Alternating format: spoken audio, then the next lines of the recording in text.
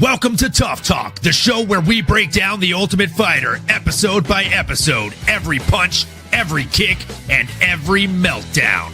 Whether you're Team DC or Team CHLP, you know this season's gonna be stacked, and we're here to give you our unfiltered reactions, predictions for next week, and a few shots along the way.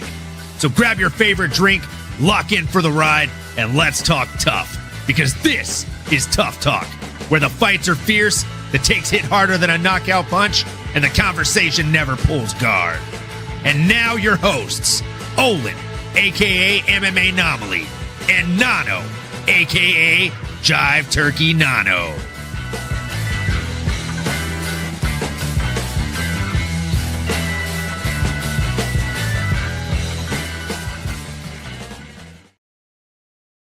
What is up, fight fans? Welcome back to another episode of the MMAnomaly Show, TUF Talk. I should actually probably change the background to the TUF Talk one instead of no filter. That's okay, though. Easy fix, folks. We are back. We are in the right track here now. Better late than never. Folks, tonight was an absolute banger of an episode of TUF. It was the finale. If you've been watching, you know. And folks, I'm here to tell you, that was an absolute banger of a finale. Great fights, top to bottom, bottom to top. The fun didn't stop as soon as the season started. But before I keep rambling on, because you know I was born a rambling man, yeah. Gonna pass it over to the co-host with the most and see how the fuck this man's doing. How you doing, Nano? Let's go. Doing great, brother. Great to see you as always. It's a TUF Talk episode. It's Tuesday. Feeling good, living better, my brother. I appreciate you asking, and man, can't wait to dive on in here. A little bit of a Mandela effect earlier. You know, we had different screen, but now we're back on track. And my brother, this was a great, smooth exit here, finale, fin, as you know, some people would say as well. But brother, I mean, I'm gonna keep it short and sweet because I know you got that energy. You're bringing the juice. Love to hear you break it down for the people here. Your initial thoughts of what we saw to kickstart this episode, and I'll be sure to, you know, hop on in here. And hey, if you're in the chat, you're listening, whether you're live or you listen to this later on, let us know how you're feeling. We see it all. Jump into the conversation. The water's warm. Let's go. Yeah, if you would be so inclined after the show, if you're watching this on replay, leave a comment. Let us know what you thought of the season. Let us know what you thought of the season of TUF Talk, and if you want to see us back next season of TUF. We really enjoy doing these shows. Gives us an extra day to hang out and honestly just chat MMA and break down the news, the fights. Now, you asked what my thoughts were on the opening of the show, but I've got to jump all the way to the last seconds of the show to start our show. Just with a very quick "I told you so." Right? I said that it was looking like they needed to fluff up the card this weekend. We said this weeks ago, months ago, dare I say. And, you know, we did the math. We looked it up. The math was mathing. And I was like, you know what? There's how many episodes of this show? I think you carry the one, you know, you add that on at the end there. And yeah, it looks like it lines up to finish right before 319. So inevitably we did call it. They're fluffing up the card. They're adding the TUF finalists to the mix. And I agree with the comment here. Shout out to the folks here that were here live before we even started. The City Life Project, my guy, love seeing you in the chat. What a fucking fight to end the season. Holy hell. But the other comment's the one I really want to focus on here. No. I'd be remiss if I didn't. He said, I missed the TUF Fight Night cards for the finale. Hate that they bury them now on the early prelims. Brother, my brother in Christ. My cat that's actually sleeping next to me right now is my oldest little guy. Like what, 13 years ago? Was watching a season of TUF. The day we got him happened to be the day of the finale, back in a random occasion where they'd give us like a Wednesday or Thursday night of full fight card, like 7 to 12 fights on a Thursday or Wednesday to end the season. You get like the finalists. You also get the guys that Dana really liked that left an impression that didn't win their fights. He's like, we'll give another rub. We'll give another shot. And they weren't on the prelims, right? This guy, City Life Project, spitting bangers here. They were literally at the top of the card. They were the ones you were paying attention to. And then the coaches were the main event. They built a card around those TUF seasons, and I definitely missed that because it got these kids a lot more shine than they're probably going to get on the early prelims and the prelims for 319. But I digress. They're free fights. I mean, if you have ESPN Plus, they're free fights. Tune in, support your boys. And with that little "I told you so" moment, I had to go on a little rant. I'll jump into the beginning of the episode. So these guys went out on the town. as one, right? They mentioned that numerous times that they were one. They were not two teams, that they were one. Bless you. And like they made it a point to make these, they were like, do as much as you can to set it aside. We know it's easier said than done, but try and set it aside. We know you're in a tournament. We know you're in a competition, but set it aside for tonight. Just be one, be friends. Don't be teams. Right. And I thought that was a very beautiful moment. I thought the dinner was very beautiful. I thought it was also very funny that the kid from Brazil that DC is kind of mentoring, he said he hasn't really eaten a lot. He hasn't had a lot in his life. Like, he's very, very basic as far as kind of what he's been brought up with and accustomed to. And they had some fancy stuff there at the Resorts World dinner that they had catered to them, right? They had duck and stuff like that. They tried to get the kid to eat duck, and he said no. In his mind, he's probably saying, "What the duck?" But then, homie literally just looks these homies dead in the eye and says, "Yeah, but I eat capybara." I'm sorry, what? You're not willing to eat the duck, which is like a fancy dish, like a dish that people pay good dollars for in America, but you're like, capybara though, delicacy. The little mouse things, dog. Make it make sense. They look like a Pokemon. I don't know, dude. Not for me. Not for me. I mean, they're all in or all out. I grew up in Louisiana, bro. I'm like 99.99% sure that there were years where they served us Nutri-Rat as hamburger meat in schools. Like, there were articles that came out about it. I love Fridays. Fridays were hamburger days, brother. They were great. Extra protein, apparently. But yeah. Capybara, I feel like I'd probably draw the line at. You know what I'm saying? Yeah, there's a line somewhere. Let's be honest. A couple more shots and I'd probably say yeah.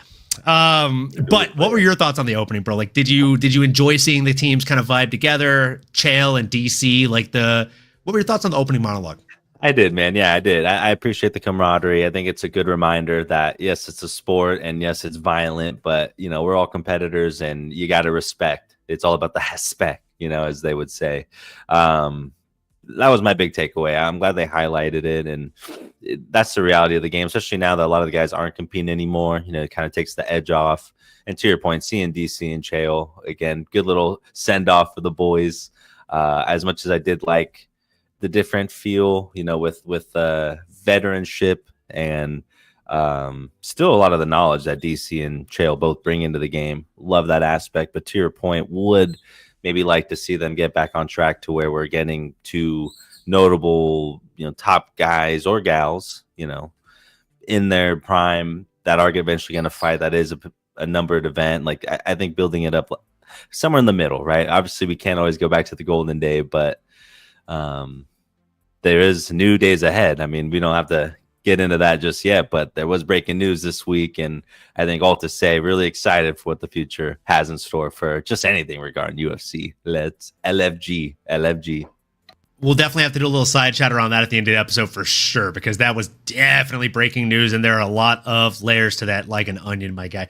Yeah, so before we jump into the next kind of segment that they went into, I want to ask you, am I blind? Am I crazy? Was I maybe doing too much laundry while I was watching the episode in between stuff? Or was Colby Covington not present at all this week? Finally, no Colby. I mean, we did get a little sugar, a little Rashard Evans, which is nice. We got that I was happy with. I'm definitely going to get into that shit. Oh, yeah. But I'm curious. Maybe you think that you might be getting ready for something? I'm speculating. Yeah, that's exactly what I was speculating. I mean, this is let's give him something to go back. How long? You know what I'm saying? How long ago do we think this season was filmed? Maybe 3-4 months. Yeah. Maybe he's getting ready for a fight that's coming up November, October. At least 12 to 16 weeks, I'd say. I reckon. You know what I'm saying? I feel like maybe he jumped back into fight camp, trying to get fight ready. If it makes sense, it makes dollars. If it makes dollars, it makes sense. Facts. Dude, what a great season of fights is absolutely right, CLP. I'm happy to see that you're still in the chat, and I'm glad you enjoyed the season, man, because there were moments where I thought maybe we were on a pedestal, or on an island, I should say. Not on a pedestal, but on an island by ourselves enjoying the season. Not enough people are talking about TUF anymore, man. I feel like it's one of the reasons that I got into The Ultimate Fighter. Sorry, not The Ultimate Fighter, The Ultimate Fighting Championship. It was a great segue, and it really is. We were talking about this. I was talking about this in the chat earlier. Shout out to Crossover and Jax. They were doing the watch along for Dana White's Contender Series tonight. And my thing is, I love Dana White's Contender Series. Don't get me wrong. But I almost wish that they would combine Dana White's Contender Series with Road to UFC. Do it in a different country every season, every year. Have it be a yearly thing, not just a thing that runs for like 6 to 12 weeks. Do it all year round. No tournament format. Just say every year we have 12 contracts. We will give out 12 contracts. It doesn't have to be one a month, but we have 12 contracts to give. And then from there you go. Like that's how you build a talent pool in other countries. And then take notes from TUF. What's worked for TUF? Like, why is it that people love Thug Rose, whether she wins or loses? It's because of the TUF packages, because we got to know her as a human before we got to see her as a fighter. And there's something really powerful to that. It's the reason I still root for Jake Matthews every single time I see him make that walk.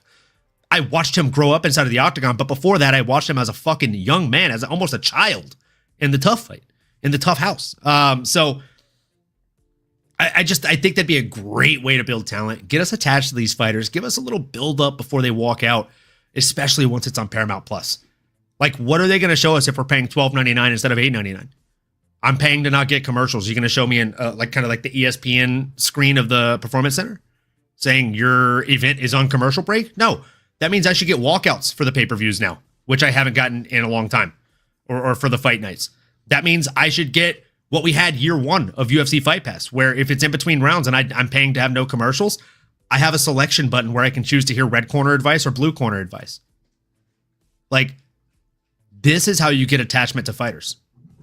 And I'm sure there'll be different simulcasts and all that, I would assume, right? You've seen it in NFL with the Manning cast, the McAfee getting in there with college football. I'm hoping, and maybe the MMAnomaly Show could be another MMAnomaly cast, as with everything's switching over to streaming. Obviously, a little bit of a spoiler there as we're kind of jumping around it, but yeah, man. I mean, it's curious to see how it all shakes out. But what I do want to say is, yeah, and I'm going to age myself a little bit here, but yeah, this season, a little nostalgia for sure. Like I go back to watching this on, I believe it was Comcast back then, or Bell. Spike TV, and it was Uriah Hall's season, that 2013 year. And I was looking it up right now, and guess who was the coach? It was Coach Sonnen. Coach Sonnen. That has my favorite quote of any. It's my favorite quote of any UFC moment of all time in it. Ooh. And it was a quote between Chael Sonnen and Uriah Hall. Uriah Hall was having mental issues and nerve issues before going into his, I believe, first fight in the house that season. And he asked Chael, like, how do you get past the feelings of doubt? How do you get past the feelings of failure? Because I'm so afraid of failing. And Chael Sonnen sat down next to him on the edge of the octagon. And I might butcher the quote, but to the best of my memory, he said something to the tune of, there are people around you, Uriah, that will tell you that failure is not an option. Those people are wrong. You see, failure is always an option. Every single moment of your life, failure is an option, but it's a choice. Failure is the most readily available option at any given time, but it is your job to make the choice to not accept failure and to push forward through it. You see, failure is always an option, but make no mistake about it, failure is a choice. Goddamn right. I repeat that. I repeat that to myself almost fucking daily, bro. Like, that is a mantra. Like, we were talking before the show. I got a lot of shit outside of this that I'm stressing about this week alone, bro. But, like, I can stress about it or I can fucking figure it out. You know what I'm saying? I'm going to kick the goddamn doors in till the wheels fall off, brother. That's what we do. You do this all day. CLP, I'm so happy you said that. I literally got goosebumps saying it. Oh, that was also a very funny line. Stay black. I got no choice. I got no choice. Dana White literally told Uriah Hall, stay black. And he's like, I got no choice. Yeah, Sonnen was a great coach that season, and I gotta say, he was a great coach this season too. Like even my person, my significant other, she said numerous times this season, she's like, watching DC and Chael coach, it almost feels unfair, and I feel like it's nothing against DC, but a compliment to Chael. I feel like if you put him against any other coach, it would probably feel similar. It just looks easy when Chael's doing it. The way he talks, the candor, the demeanor, the respect that he gets from his fighters, like. He's that guy. Like, he looks like he could walk into a fucking college, like, collegiate wrestling gym, and they'd all be like, Coach Chael P, what's up, man? He's the guy. You know what I'm saying? He'd get respect from anybody from any walk of life. He's a great coach. He really is. And I agree with everything CLP is saying in the chat, man. Production of the ESPN TUF production has been bad, but the fights still deliver. Brad Katona versus Valiev is one of the best fights from recent years. I completely agree with that. Dana White's Contender Series tonight wasn't even bad. First fight was sloppy but fun. Second fight was unreal, just not Dana White's Contender Series style.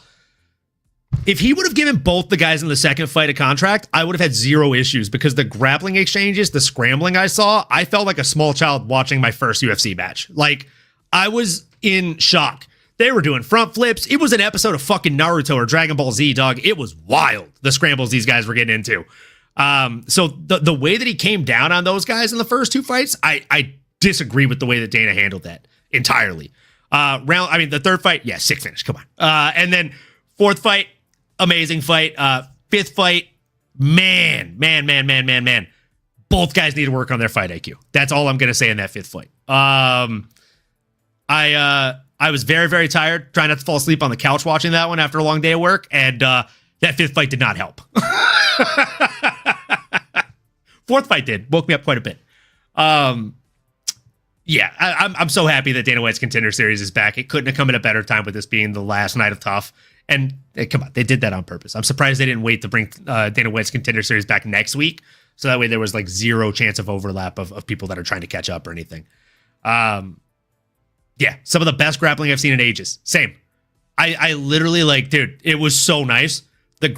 Nano, if you didn't watch the fights from Dana White's Contender Series tonight, even though there was a sick finish in the third fight and everyone's saying to watch the fourth fight because it was an amazing fight, I would tell you to smoke a joint and watch the second fight. It was just fucking wild shit, bro. Nice. I definitely will. Like, these guys were not human out there. They were squids. They had multiple limbs. It was wild. Like an octopus. Speaking of wild and legendary, my favorite fighter, one of my favorite fighters of all time, Rashard Evans, Sugar, came and subbed in for Coach CLP this week.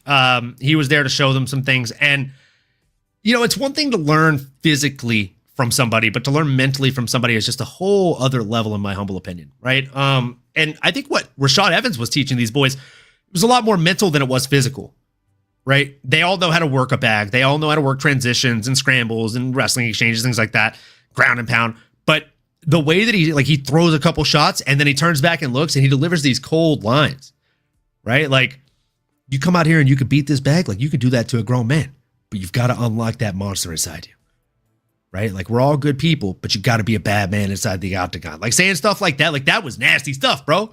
And it showed you, like, Rashard Evans, like, you listen to this guy in an interview, you listen to him even delivering these lines. He's soft spoken, he's like really calm and tranquil. And he's like, you really have to kill a man out there.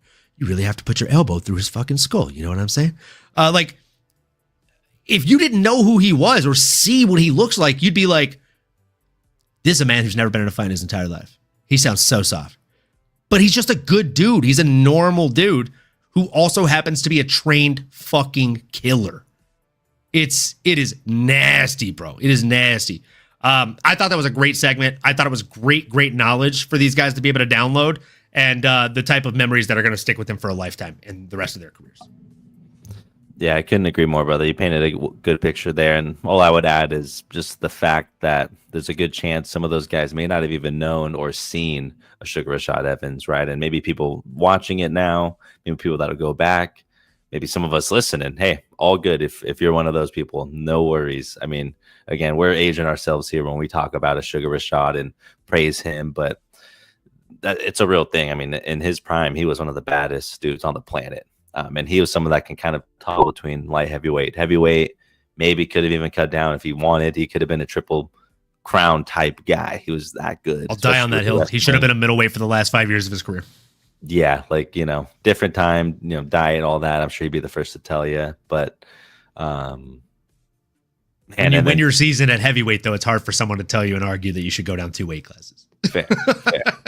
You got that power, you got the athleticism, the IQ, and then, man, just thinking about some of the rooms he's been in as well, right? Obviously, that with John Jones and the coaching and just all the guys in those environments. You just, again, so much knowledge, and those lines. I mean, those are things, you take with you, and it'll continue to spread. And He's paying it forward, man. You love to see one generation kind of passing the torch in a little bit. So that was all to say.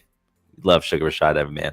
Hall of Famer, GOAT, legend, and all the fighters are better just from him being there for even however long that was, a day or two or a few hours, one session, whatever it is, man. Even just that conversation, a little bit better. Facts, man. Facts. And, we got to do one show with the people. We get one shot with the people every show. So I poured one up for Rashad, the legend, the killer of legends. He's officially been on some of the best, if not all the best seasons of TUF. So cheers to you, my guy. We appreciate everything you've done for the sport and after the sport. And thanks for paying it forward. And cheers to all you viewers. If you're drinking, raise one up too. Cheers. Salud.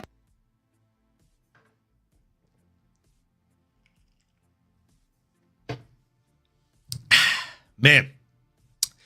Noah Burnett. What's up, Noah? Hope you're doing great, man. Haven't seen you in the chat, I don't think. So love to see you here, man. Hope you enjoyed TUF this season and hope you're enjoying the episode of TUF Talk. Yeah, I thought it was a great training session. I thought the guys learned a lot from it. And just looking at the montages, looking at the guys on pads, I thought Matt Dixon was going to have an advantage coming in here. I really did. I thought he had the advantage everywhere the fight went. I thought he was stronger. I thought he was more experienced. I thought the age was actually going to help him here. 29 years of age versus, I believe, 23 years of age. Similar reach, similar height. And they have very different builds, right? You look at Matt, like Daniil looks like a guy who fights in the street. Matt looks like a guy who fights in a movie. You get what I'm saying? Like he looks like an action figure. But I agree with this. Donchenko is just a savage. Double D, man. Daniil Donchenko is just that guy. And mind you, make no mistake about it, I'll die on this hill too. Matt Dixon he outpowers him any day of the week. And I think he outworks him any day of the week. It's just crazy because Matt went out there and I think he ate a 3 or 4 piece combo, just click, click, click, click, and then landed one left shot and Daniil dropped to a knee. Yeah, they went straight in the clinch, huh? And it was just guns a-blazing. Insane. If either of those boys had a game plan coming into the fight, it went out the window the second the first shot was thrown. My goodness. We could jump into the fight right now, but before we do that, real quick, the heartstrings. We got to talk about it. So they let them call their families. We get to see Matt Dixon call his. He's got his mom there. He's a biracial guy. He's got a white mom. She's sitting there next to his girl. He's got his kid, which I kind of love that he called her baby girl the entire time. I don't think he actually used her name at all, which is probably better and safe for him because people are creeps online, obviously. I love that segment. I love when they let these guys call their families in the semifinals and finals or quarterfinals and finals, I should say. And man, it's always, again, it gives you a connection factor with them. I can honestly tell you, I vaguely remembered Matt Dixon from Dana White's Contender Series before this season of TUF. I will always remember Matt Dixon now. Anytime he fights, if he's given a shot, if it's on a regional scene and it's available on Fight Pass or anywhere that I'm available to watch online, I will tune in. I will support the kid. He's a damn good fighter. He could have there are multiple paths to victory for him that he chose not to take in this fight, and some of them were a lot easier than others. We'll get into it. But what were your thoughts on the as always, the kind of pulling of the heartstrings and letting us see a little glimpse into their home life? Yeah, man, it's a great visual. It humanizes them. To your point, they each have their stories. I think the one moment that stood out to me was seeing Daniil, as big and tough as he is, breaking down, talking about his family or, his dad and everything. I mean, even in that broken English, it's like, he could have been talking in a different language, but, you see it. He wears his emotions. He was wearing his heart on his sleeve, and you can only respect it and appreciate that. And as much as I was thinking Matt Dixon was going to go out there and take care of business, seeing that maybe kind of changed my tune a little bit going into the fight. I thought, man, this guy has a true meaning. And obviously with everything with Ukraine recently, as far as just, overcoming tumultuous times and just having to, overcome adversity. I mean, that's what Daniil was going to go out there and do. So Double D, man, is an absolute dog. Maybe Triple D. Throw some D's on that. Throw some D on it. Yeah, man, I think you said it very, very eloquently and articulately, right? Like, even in his broken English, it doesn't matter if you don't understand a word he's trying to say. You understand what he's saying. Kid Rock is obviously not the greatest person in the world, but he's the first person I heard say this quote, so I got to give him credit for it. I think Kid Rock said it best, right? If it looks good, you'll see it. If it sounds good, you'll hear it. If it's marketed right, you'll probably buy it. But if it's real, you'll feel it. And that's a Kid Rock quote.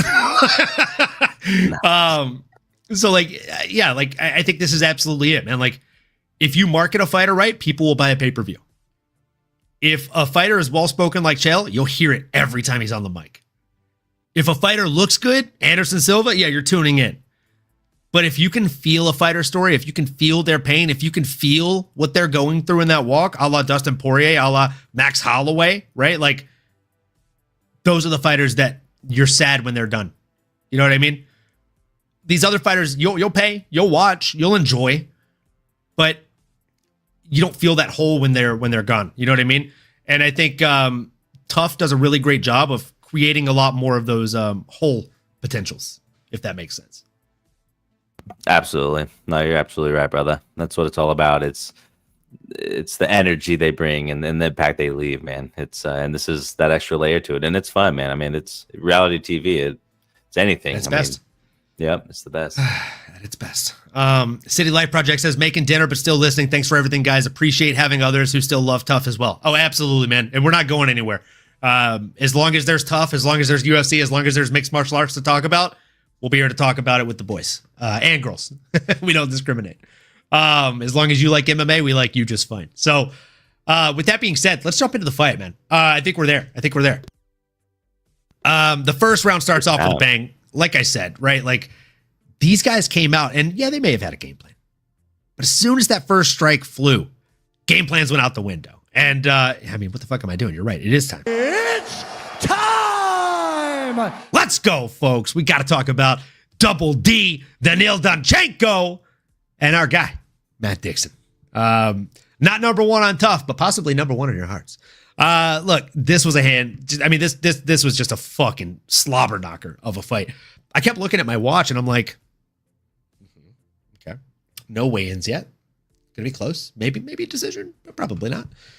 And then we went to commercial, and then we got back and they killed some time, and then we got the weigh-ins, and then we went to another commercial, and I'm like, oh boy, this is gonna be a finish. And then I started thinking about it. I'm like, well, there's 10 minutes left in this entire episode, and the fight's just now starting. They still have to announce the finale fights. This is going to be a first round finish. Like, I kind of already had it locked in. I had a feeling. And boy, I think we both knew going into this. I think we may have even said it or alluded to it last week that this was going to be one of the funnest fights of the season for as long as it lasted. And I think it's safe to say that we weren't wrong on that. Like, this was one of, if not the most fun fights of the season for every second that it lasted. I don't even want to say it wasn't the most technical fight, because there was a lot of good technicality in there, right? There was a lot of good technique, like really good covering up and throwing like bottled up shots in the clinch. Really nice uppercuts from Matt Dixon in the clinch whenever they clinched up early on. Really nice hooks and elbows from Daniil Donchenko. I think the elbows are what really made the difference. But like, Nano, what were your thoughts on kind of that opening 2 to 3 minutes of that round? Yeah, man. I mean, I was a little shocked, especially with how much respect they were showing each other leading up to it. Knowing both these guys are legitimate strikers and looking for the knockout, I almost thought maybe they would take a little bit of time to get acclimated, but no, it was straight in the clinch, straight into phone booth. Almost felt like it was each guy just grabbing one hand on each other and just punching with each other with the other hand. Kind of just turned into a tough man challenge, which I loved. I mean, it was fierce, it was ferocious. These guys are big, they're strong.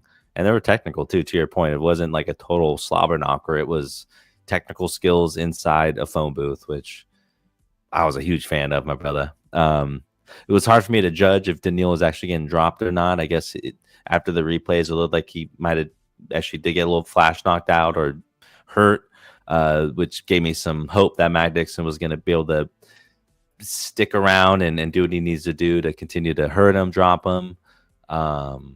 And he was doing just that. But, man, I mean, Daniil's body shots, the elbows he was throwing, unfortunately, with that kind of pressure and his kind of chin, it was just a matter of time before he was able to land his. And he finally got some nasty cuts on our boy Matt Dixon. I didn't realize how bad it was until, unfortunately, and we can maybe pause here. I'll dish it back to you. Curious to hear as they went back and forth, a couple drops.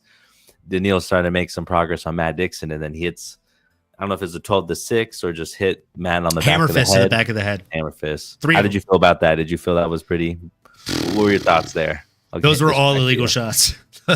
Every shot after that elbow was illegal. He landed 3 back of the head shots. The first one was to the back of the neck, equally as illegal. So, I mean, like, look, if someone was trying to stream the event, Dana White would say that's fucking illegal.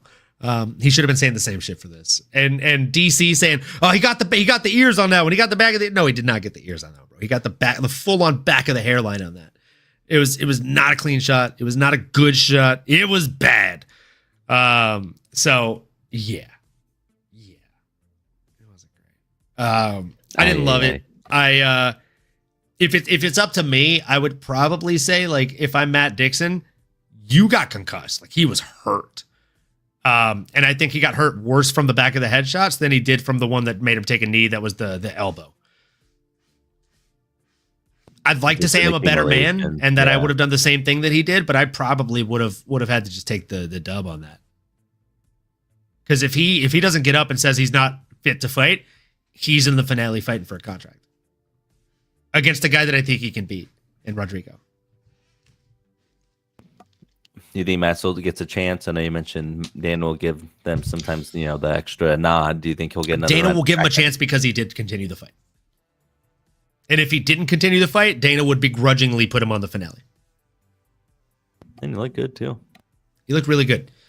It's just a matter of who are they going to match him up with, right? Like, if I'm being honest, maybe make him fight his old teammate, Diego Bianchini, who we might have the pleasure of being on the show this week. And I'll ask him how he feels about that fight, obviously, as well. Let's see what he wants. We'll see whatever he wants. Let's call it out. Let's go. Hey, Miss Mary. Hi, baby. Hi, Emiliano. Greetings from India. Greetings from America. Namaste. Hello. Hello there. I'm going to pour up another shot. My baby's in the chat. I'm excited. Yeah, dude. This was a great episode. This was a great fight. This was the best possible way to close out the Ultimate Fighter season. And I genuinely can't wait to see the finale. I think it's going to be 2 really, really great fights. I'm still sticking with my guy, Joseph Morales, who I kept calling Joseph Martinez last week. And I realized right after the show, what the fuck, amateur hour? So yeah, I think Joseph Morales still gets it done over Alibi. And I think, I don't know why, I think Rodrigo probably beats Daniil Donchenko. Ooh, you taking Rodrigo initial? Are there odds out yet? I'm curious. Oh, this is a grim. My guy's asking the right fucking questions here. That's a great look, brother. Where's the Google? I'm looking. Don't mind me. Google. I don't see lines. Yeah. All right, a little premature, but they'll probably add him. They'll probably add him tomorrow. We'll keep an eye. But DDP continues to go up. He was plus 195 earlier. Now he's plus 200. Keep the odds coming. I might throw another 5 units on him if they rise more. Well, I'm gonna lock in a couple parlays on this for sure. For sure this weekend. Yeah, I can't wait. It's gonna be a fun one. This weekend, like we're down units from last weekend. We're still up on the year, but you know what? This weekend is gonna be the one where we stack units. I can feel it, dude. You goddamn right. I can definitely feel it. And another thing I can feel is this shot is already poured, so I should be feeling that. Cheers, folks. If you're drinking, raise one up with us. If you're not, that's fine too. Raw dog some oxygen or some smoke or whatever it is that you're doing. But we're happy you're doing it with us on this beautiful Tuesday night. You could be anywhere in the world. You chose to be right here. So raise one up with us and then like, comment, subscribe, and smash that bell for notifications. Cheers to you. Please and thank you. Let's go.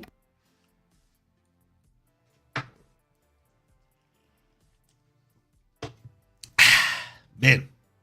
Now that we've gotten through the TUF Talk, let's talk about another tough subject here. Another tough breaking news. $7.7 billion across 7 years for the UFC streaming rights to be on Paramount Plus. Now, 6 years ago, they cashed in on $1.4 billion from ESPN. It's a hell of a pay raise. Almost 7x. So $1.1 billion a year on average is what they're going to be guaranteed. All numbered events, or as they are now calling them, marquee events, formerly known as pay-per-view events, will be streamed live and free on CBS. That means for the first time in your human life, no matter how old you are, whether you are 3 or 73, you will be able to stream a UFC main fight night card, or like main pay-per-view style card, if you have bunny ear antennas that you can set up with some aluminum foil on your TV. Let's go. The For streaming free. era has arrived. That means all your local sports bars, every local sports bar you've ever been to that says, no, we can't afford to play the fights here. Now you can go and say, you've got cable, right? Perfect. Put your TV on CBS for me and shut the fuck up. Yeah, Thank CBS so is going to be much, clutch. Because I'm going to say Paramount Plus, they're still going to get them on those, I'm sure. 100%. Bars are going to have a crazy fee for Paramount Plus, the same way that they do for ESPN. Like a bar subscription for ESPN is like $2,000 per TV or $1,000 per TV or some crazy shit per month. The other thing to keep in mind, too, I believe this is just for the U.S. So if you are listening to this and you are one of our fans in, what was it, Denmark, we had some other countries out there. I know we got some across the pond.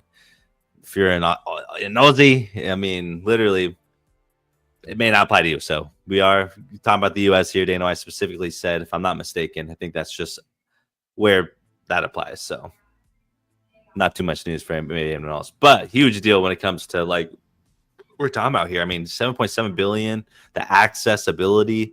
I mean, whether you want I think it's $7.99 or $8 a month for Paramount, just basic with the ads, or $12, $13, I believe. $12.99 for no ads, $8.99 for ads. I mean, you can't beat it. I'm so excited about that. Do you think it's gonna be Fight Pass and everything else on there? Because that'd be my only other takeaway. Is now I want like to open the floodgates. I want access to everything. Every single fight in the UFC history of UFC catalog will be in Paramount Plus, available for viewing. I'm gonna get my hours up. Yellowstone and UFC highlights. So let's go. Literally, like tape study is gonna be so much more convenient. It's gonna be so much more convenient. Yeah, dude, no kidding. Like as much as you guys think I'm an ESPN Plus shill, I'm really not. Like I don't have the same troubles with the app that a lot of people complain about. Thank God.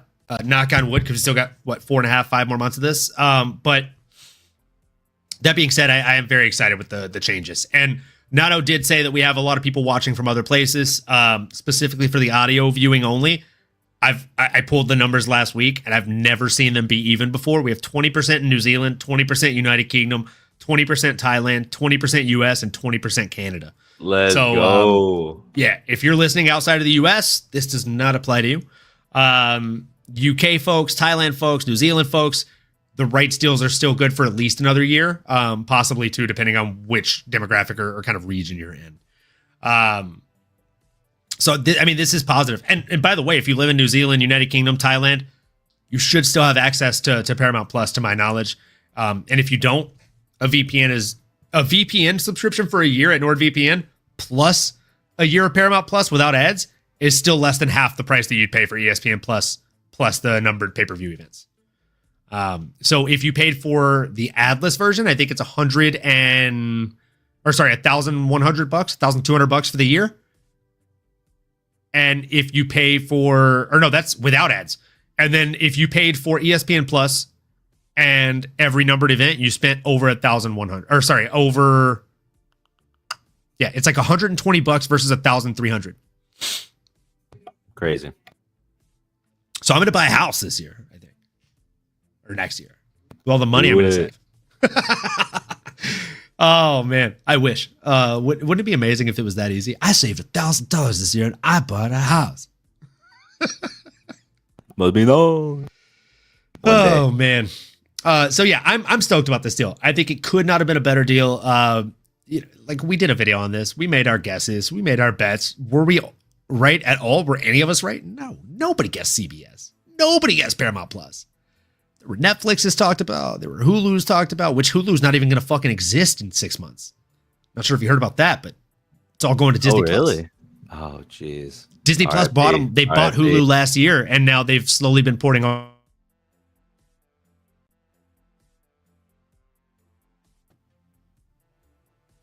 Everything's going to be gone. It's a new day. And then in other subscription service acquisitions, Crunchyroll, the famous anime streaming platform, has just signed a multi-year deal with multiple airlines, and now they're going to have over like 15,000 hours of anime available as in-flight viewing, including like One Piece, Naruto, DBZ. All right. Mm-hmm. That got penned this week as well. A lot of big deals this week. Wow.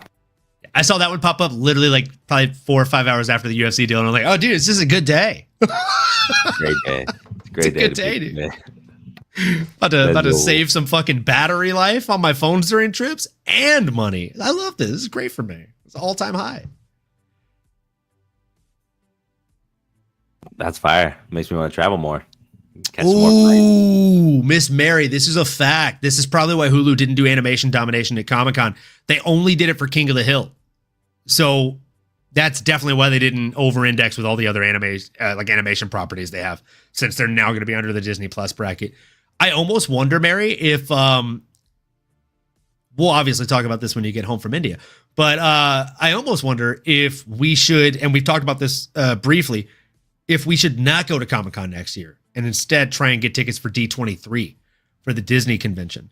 Because if everything from Hulu is going over there, and they typically save the bigger Marvel announcements for that, I mean, this is going to be DC and HorrorCon, right? Like Alien, Predator, and DC. That's basically what took over this year. Yeah. Okay. I see you. That makes sense. Like the downtown setup was mostly Predator, Badlands, Alien, Earth, and then they had the King of the Hill activation, and then yes, please. Okay, we'll get on the wait list for that and try for 7 years till they let us into that, just like we did for Comic-Con. I'm pretty sure it's a lottery system, and if you're like a Disney key holder, you get higher access on that lottery system. I can see that. And this is also true, as if we wouldn't just go to both. They are not the same weekend, so you're probably right. We'll at least do the free stuff like we did this year. And then maybe the Barbara will hook it up with another free day pass for your boy. That was a good setup. Good setup. So with that being said, Nano, obviously we're both stoked about the news. I think it's fucking fantastic for us. If you're an MMA fan and you're sad about this news, I would ask you to leave a comment and let us know, please, why. Like, why are you sad about this? We'd love to turn that frown upside down for you and tell you why we think it's a better deal. A sweeter pot, right? Comic-Con is a 15-minute drive and didn't cost us anything this year. This is a fact. This is a fact. And it was a fantastic Can't argue fact. that. So 10 out of 10 would recommend. Before we wrap it up and call it a show, I don't think you gave your picks. Who do you think takes it in these fights? You got Rodrigo, or do you have Daniil Donchenko? We'll start there. Man, I know I was a little shocked you said Rodrigo. I think and maybe it's recency bias, but seeing what Daniil just did to my boy Matt Dixon, I got to just assume Daniil's that guy, and that it's not necessarily a discredit to Matt.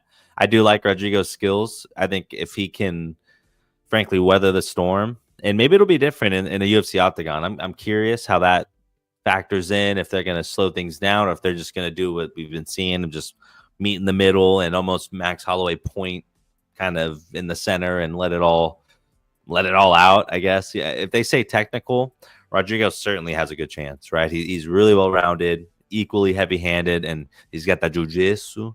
But man, Daniil's like his dirty boxing, his Muay Thai, those elbows, brother, like, shoo. It's hard for me to bet against him right now. Then maybe I'm just using a little recency bias. Let me know if I'm tripping it on the comments, y'all. But I think I'm gonna have to play a little devil's avocado here and go Daniil. Throw some D's on that. Donchenko. I'm not mad at it, bro. I'm definitely not mad at it. Daniil Donchenko, he's a real son of a bitch, isn't he? Now, when it comes to the people's main event, in my opinion, who do you have? Do you got Joseph Morales, the comeback king, the guy who had the one run in the UFC, and as his first fighter tried to say, you had your chance, you blew it? Or are we going with the newcomer, the young man, Alibi? How do you see that one playing out? I'm rooting for our boy, Mr. Morales, for sure, but I have a feeling Alibi is gonna have an alibi and get away with murder come come Saturday night, man. He's a doubt. Okay, he's the real deal, Holyfield, but we like underdogs around here, so I will be rooting for the hometown kid. Unfortunately, I just don't know if it's gonna go his way though. Yep. That's exactly where I sit. I think he has paths to victory, but I just think Alibi's a real problem for just about anybody in front of him. Western Mass Climber, WMC, what up, brother? I hope you're having a great freaking night. Jesus, where have I been for the last 45 minutes? I don't know, man. The wrong place, I guess. But we're glad you're here now. All right. And it'll be up for rewatch, so that way you can leave a real comment afterwards, and we'd really appreciate that too, my guy. But hey, hope you're having a great fucking Tuesday. Hope you're loving the new exhaust on the vehicle there. Let's go. Sounded like it was purring sweet nothings into your ear when you sent me that voice spit. So I love that new exhaust, man. I hope you are too. But going back to the fight, I definitely agree with you. I think Alibi is a real problem. I'm hoping the experience helps Joseph Morales, because I also feel like if Morales loses, he's never making it back to the UFC. If Alibi loses, they'll give that guy another shot, I think. He's good. He's got DC as a friend. Yeah. He's young. He hasn't had a chance in the UFC.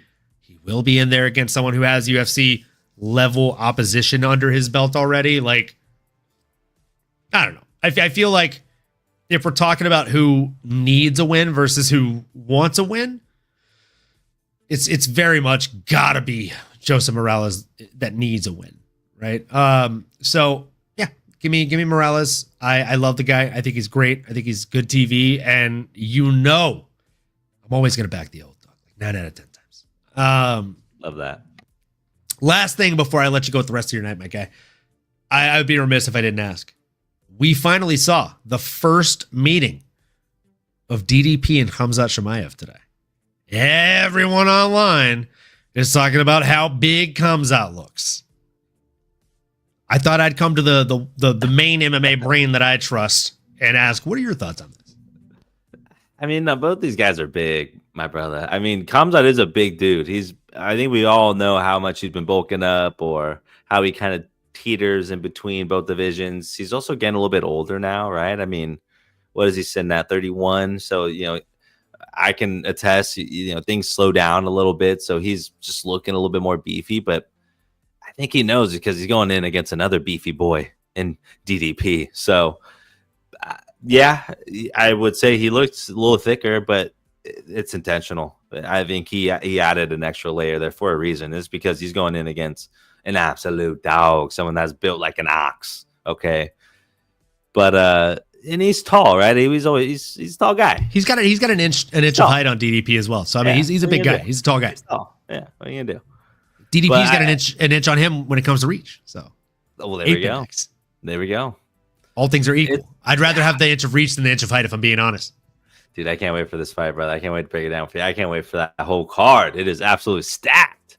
It's in contention already. I was gonna say, this is potentially fight card of the year. Yeah, most anticipated in a while. Obviously, there was some even good from ones just a main event standpoint. The fight itself is, man. Like if you told me I had to buy the pay-per-view just to watch this fight, call me a shill. I'm literally spending the money. I don't care. Yeah, take my money. Yeah, like I really don't care, bro. Like just fucking take it out, bro. I gotta see the fight. I'm so excited for it. I mean, it makes sense, right? We're finally getting Khamzat, and DDP is the right guy. Like, yes, you said on the embedded, Khamzat's the obvious best guy right now, the obvious next guy, but DDP feels like he is the guy. So we're gonna find out who's who come Saturday. WMC says he's leaning towards Khamzat right now. He said that first round is gonna be so dangerous. I agree, WMC. I think the first round is gonna be very dangerous. I think if the fight lasts 6.5 minutes, DDP wins. If he that first 4 to 6 minutes is going to be everything that we need to know about this fight. And if you're not already, if you haven't already bet on it in the first 3 minutes, you're not going to get good odds on DDP. If you're waiting and you think, if you're holding out hope to bet on DDP, wait till the first 1.5, maybe 2 minutes of the fight and live bet him. Odds will drop because Khamzat will shoot. He'll probably get top position. But what happens when he can't hold him? If DDP can get back to his feet at all in that first round, it's going to be huge. And you should be paying closer attention to your TV screens. Yeah, and I think it was, who was it? RDR, Rene Derrida, was talking about how he's kind of grappled and trained with both of them, and he feels like if it goes longer, which I think is like most of us feel, if it goes longer, the more likely you feel that DDP's going to have a better chance. But it's anyone's game, man, and it's 25 minutes. It's big. I can't wait, man. I can't fucking wait. I can't fucking wait either. He also said, having trained with both of them, that if he had to pick one to fight, he'd rather fight Khamzat because Khamzat's easier to train for. Oh, shoot. Interessante. He said Khamzat brings one tool that you know to the table, and so you can train for that tool. DDP, you never know what exactly he's bringing to the table, and that makes him a very, very diverse and hard person to train for. I agree with that. Yeah. Like if I'm DDP and I'm bringing in the best grapplers in the world to get ready for this fight, I'm probably going to win this fight. If you're Khamzat, who do you bring in to mimic DDP? There's nobody. It's like, I would imagine it is as hard to find someone that mimics DDP, if not harder, than it is to find someone that can mimic Israel Adesanya or like Anderson Silva. Yeah. Because most people are always going to feel slower or weaker than those three guys. So I love this fight. And there's so many other fights that I absolutely love on this fucking card. I cannot wait to break it down with you. Folks, if you just got here, if you've been here the whole time, do us a huge favor. Make sure you hit that like button if you haven't already. Comment right after the show finishes as well. We also appreciate each and every one of you in the live comments tonight. You've made the show a lot better. And yeah, just thanks. We appreciate you. Smash the bell for notifications if you haven't yet. And oh, by the way, if you're into UFC 319, not just TUF, we'll be doing a breakdown on that. We'll be giving you our predictions. I'll be giving you the bets that I'll be hammering down, the lines that I like. And I truly hope to see a lot more of you folks in the live chat for that, giving us the lines and bets that you like. So again, make sure you smash the bell so you know when we do go live. But to my better knowledge, I'd say it's going to be around the same time, same place tomorrow night, folks. Tune in. The show will be a little bit longer and a little bit stronger. We can't wait to fucking see you then. But if you've done nothing that we've asked you to do all night, and maybe you're new around here, so it's your first time hearing this, maybe you've been here for the last 200 plus episodes, and this is probably at least the 150th time you fucking heard it. But either way, get ready to hear it again, folks. We only ask that you do two things every single episode, and these are those two things. We want you to keep on going, and we want you to keep on growing, folks. We appreciate each and every one of you. Let's fucking. You've been listening to the MMAnomaly Show. No filter. As you may have been able to tell, we dig the MMA, and our passion is to dive deep into the upcoming fights, give you our expert breakdowns, and help you make sense of all the chaos that is the fight game. We hope you've enjoyed the show. If you did, make sure to like, rate, and review. We'll be back soon, but in the meantime, make sure to find us on YouTube, Twitter, Instagram, and Twitch at MMAnomaly. Be cool, and we'll see you next time.